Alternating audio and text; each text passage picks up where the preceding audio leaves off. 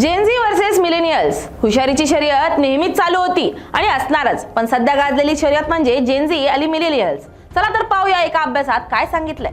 नेमकं कोण जास्त हुशार, जेनझी की मिलेनियल्स? जगभरात झालेल्या अनेक अभ्यासांनुसार पारंपरिक आयक्यू टेस्ट, मेमरी, लक्ष केंद्रीकरण आणि प्रॉब्लेम सॉल्व्हिंग यांसारख्या कौशल्यांमध्ये मिलेनियल्स पिढी जेनझी पेक्षा सरासरी जास्त गुण मिळवत असल्याचं दिसून आलंय.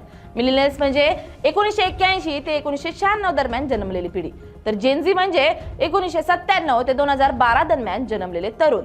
गेल्या 100 वर्षात आयक्यू सतत वाढत असल्याचं मानलं जात होतं. त्याला फ्लायन इफेक्ट म्हटलं जात होतं. मात्र अलीकडच्या रिपोर्ट्सनुसार हा ट्रेंड उलटू लागलाय आणि जेनझीचा सरासरी आयक्यू मिलेनियल्स पेक्षा कमी दिसून आलाय. यामागे काही ठोस कारणं सांगितली जात आहेत.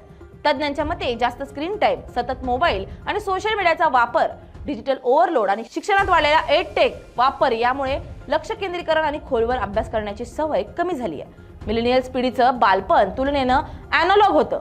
पुस्तकं, मैदानी खेळ, कमी स्क्रीन, त्यामुळे त्यांची फोकस आणि पारंपरिक शिकण्याची क्षमता मजबूत राहिली. PISA सारख्या आंतरराष्ट्रीय शैक्षणिक चाचण्यांमध्येही 2010 नंतर जेनझीच्या रीडिंग, मॅथ्स आणि लॉजिकल रिझनिंग स्कोअरमध्ये घट दिसून आली आहे. तरीही जेनझी कमी हुशार आहे असा सरळ निष्कर्ष काढणं योग्य नाही. या पिढीची ताकद वेगळी आहे. डिजिटल लिटरसी, मल्टीटास्किंग, जलद माहिती समजून घेणं, क्रिएटिव्हिटी आणि जागतिक मुद्द्यांबद्दल जागरूकता यात जेनझी खूप पुढे आहे. टेक्नॉलॉजी सोबत काम करण्याची सवय आणि बदलांना पटकन ऍडजस्ट होण्याची क्षमता ही त्यांची मोठी ताकद मानली जाते.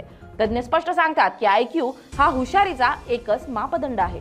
पारंपरिक टेस्टमध्ये मिलेनियल्स आघाडीवर दिसतात, पण आधुनिक जगासाठी लागणारी डिजिटल स्किल्स, अडॅप्टेबिलिटी आणि क्रिएटिव्ह विचारसरणी यात जेनझी वेगळ्या प्रकारची बुद्धिमत्ता दाखवते. त्यामुळे ही स्पर्धा कोण जास्त हुशार यापेक्षा कोण कोणत्या प्रकारे हुशार ही अधिक वास्तववादी ठरते.